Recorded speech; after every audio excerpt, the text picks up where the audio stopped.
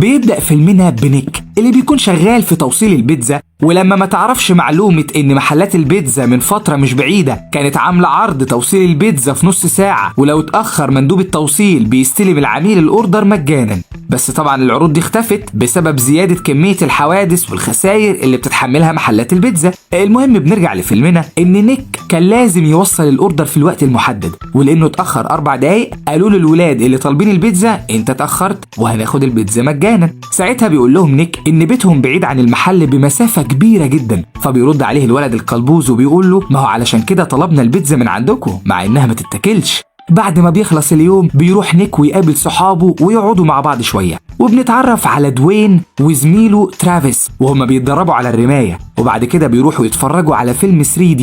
ساعتها بيدخل عليهم والد دوين اللي بيفضل يزعق ليهم علشان بيشوفهم تافهين مالهمش لازمة. بعد كده بيروح نيك يقابل أخت صديقه اللي بتقوله إنها اتقبلت في وظيفة جديدة وبتكون سعيدة جدا. ولما بيرجع نيك على البيت بيفضل يتكلم مع تشات صاحبه عن البنات ومغامراتهم لحد ما بيقوموا يضربوا بعض.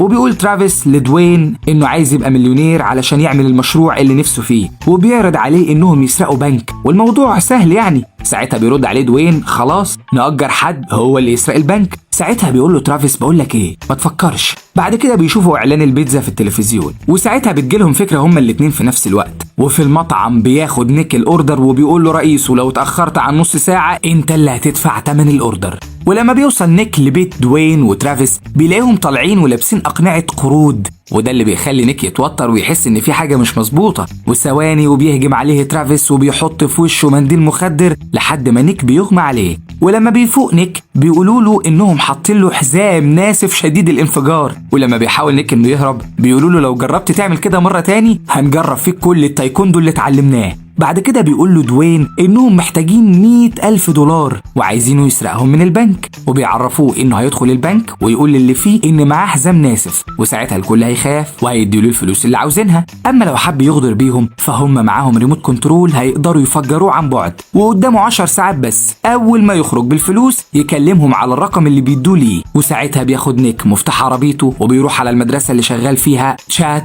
صديقه وبيقول له كل اللي حصل وبيطلب منه يجي معاه علشان مش هيقدر يعمل كده لوحده. في اللحظة دي بيتعصب عليه تشات وبيقول له أنا هكون أحسن منك وهروح معاك. في الوقت ده بيقول تشات لنيك إنه شاف فيلم هايل عن سرقة البنك والموضوع بسيط خالص ما تقلقش. وبعد كده بيروحوا على سوبر ماركت علشان يشتروا شوية حاجات لزوم السرقة. في نفس الوقت بيكون دوين وترافيس قاعدين مستنين قدام البنك مستنين نيك اللي بيروح هو وتشات بعد ما بيشتروا الحاجة اللي عايزينها لبيت واحد وبيسرقوا منه عربيته، وهو بالمرة يتدربوا على سرقة البنك. بعد ما بيسرقوا العربية بيقول تشاد لنيك انه خايف الراجل يتعرف عليه من لون ايده، وان مفيش الا 4 عائلات هندية ساكنين في المدينة، وبيفضل يندب حظه شويتين. فبيقول له نيك انا مش عايزك تقلق، ده احنا لسه مشوارنا طويل علشان كده لازم تاكل لقمة قبل ما نطلع العملية. وبيكمل كلامه بيقول له انا لازم انتقم من مديري قبل ما انفذ العملية دي واطلع عليه كل اللي عمله فيا. بالفعل بيروح نيك للمطعم وبيشتم المدير بتاعه بعد ما راح قابل اخت تشات وودعها، وبيكون وراه دوين وترافيس ومراقبينه خطوة بخطوة. وقبل ما يدخلوا البنك بيهدي نيك تشات وبيقول له عايزك تكون واثق في نفسك ومش متوتر عشان نقدر ننجز المهمة.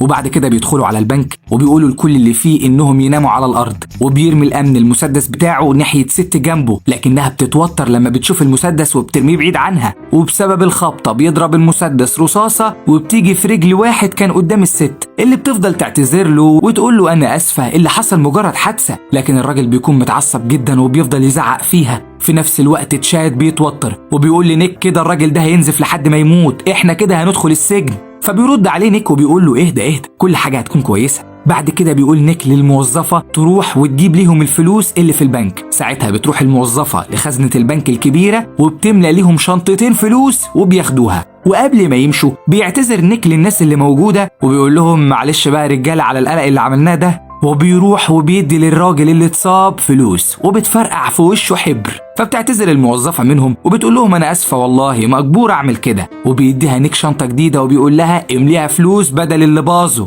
وقبل ما بيمشوا واحد من الموظفين بيدوس على جرس الانقاذ فبيزعق فيها نيك وبيقول لها ما كانش العشم يا ساندرا، ده انا اعتبرتك اخت عزيزة. بعد كده بيخرج من البنك وبيلاقوا قدامهم الشرطة، ولما بيشوف الشرطي القنبلة اللي مع نيك بيسيبهم وبيجري، وعلى طول بيركب نيك وتشات العربية وبيهربوا، وبيكون وراهم أكتر من عربية للشرطة اللي لما بيشوفها تشات بيكون خايف جدا وبيقول لنيك أكيد هيتقبض علينا. ساعتها بيرد عليه نيك وبيقول له أنا هقدر أهرب منه، دي لعبتي. بعد مطاردة كبيرة بينهم وبين الشرطة بتيجي عربية نقل وبتخبط عربية الشرطة، وبتيجي عربية الشرطة التانية وبتخبط عربية نيك اللي بيقدر هو وتشات انهم يخرجوا بالعربية ومعاهم الفلوس وبيهربوا من الشرطة، لحد ما بيركبوا اتوبيس كان واقف، وبيروح دوين وترافيس لمكان الحادثة علشان يعرفوا الأخبار، وبيقولوا للمحقق انهم بيتمنوا ان الشرطة تقبض على المجرمين. بعد كده بيشكر نيك تشات انه كان معاه، وبيقول له عمري ما كنت هعمل كل ده لوحدي، وبيعتذر له عن اي شيء عمله وضايقه. بعد كده بيركبوا عربيتهم وبيتصلوا بالعصابة اللي بتقول لهم يروحوا يستنوهم عند سكة الحديد القديمة، وهم هيكونوا هناك بعد 10 دقايق.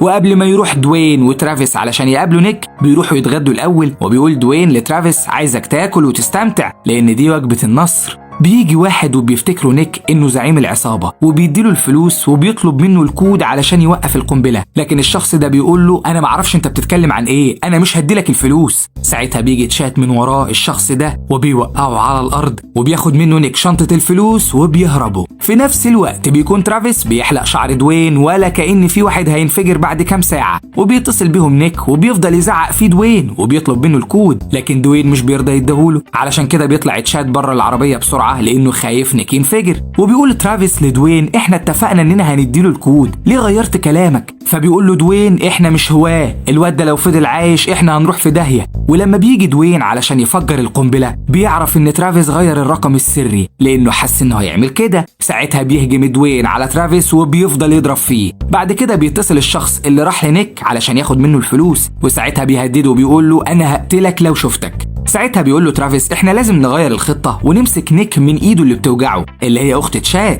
اللي بيحاول يفك القنبلة من على نيك لكنه مش بيعرف. وبتروح العصابة وبتخطف اخت تشات. بيتصل نيك بدوين وبيطلب منه الكود مرة تانية. ساعتها بيقول له دوين انه خطف حبيبة القلب، وبيقول له لو عاوزها قابلني في المطحنة القديمة لوحدك. وبيقول نيك لتشاد انه راح قابل اخته علشان كده العصابة عرفت مكانها، وبصراحة كده خطفتها. فبيتعصب تشاد عليه وبيقول له ازاي تروح تقابلها وانت لابس قنبلة، وبياخدوا بسرعة وبيروحوا على المكان اللي العصابة خطفت فيه اخته. وهناك بيقول دوين لنيك على الكود، واول ما بيكتبوا بيتفتح التيشيرت اللي فيه القنبلة وبيديهم الفلوس وبياخد منهم اخت تشاد. ولما بيقول لهم دوين امشوا يلا بيقول لهم نيك وايه يضمن ليا لما امشي ما تدينيش رصاصة في ظهري. فبيقول له دوين ما تقلقش اتكل انت بس على الله. في نفس اللحظة بيدخل عليهم الراجل اللي شغال معاهم وبيتخانق مع دوين، فبيقوم ترافيس مشغل عليه النار وبيضرب الراجل دوين بالرصاص، وفي نفس اللحظة بيهرب نيك بشنطة الفلوس. بعد كده بيركب تشاد واخته العربية وبياخدوا معاهم نيك، وبيكون وراهم العصابة بالعربية. ساعتها بتنفجر العربية وجواها دوين، وبيقول نيك لاخت تشاد انه حط القنبلة في عربيتهم قبل ما يمشي، وبيطلع تشاد الفلوس وبيقول لهم انه هيلف الدنيا، وساعتها الفلوس بتنفجر في وشه. وبتكون دي